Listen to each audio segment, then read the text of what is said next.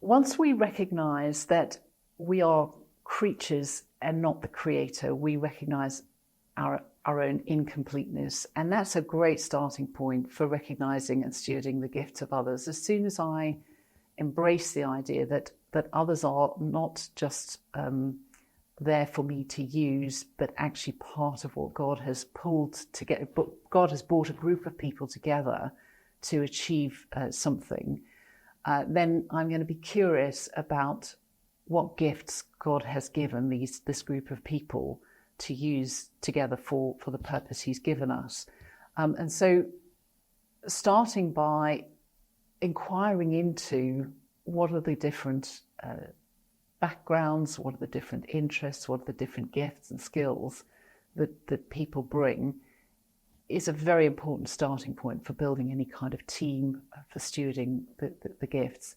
So conversations with members of a team, not just leader to individual, but amongst the different members of a team, are a very important thing to happen. Giving people an opportunity to talk about their background, their gifts, their interests, their passions, helps us to think through how we can use all of those things together for the ministry that God has called us to at this time in this particular place.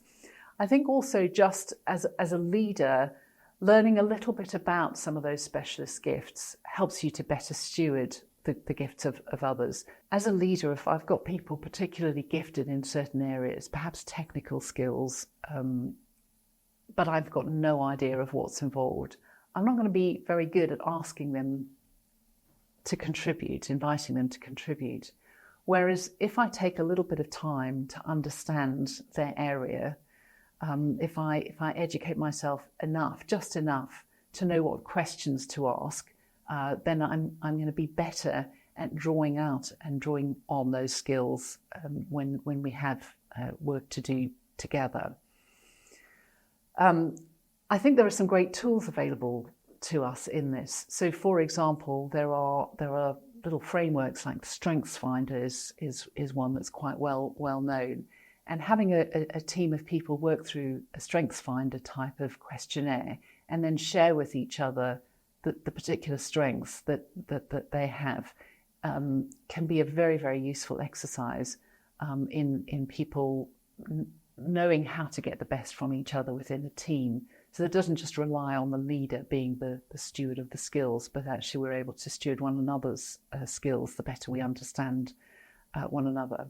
And then I think one more thing I would add is making sure that we're giving time to allow people to continue to develop their skills and gifting.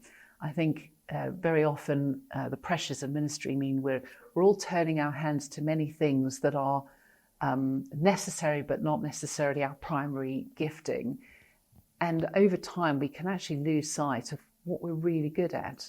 And yet the Lord has made us all good at different things.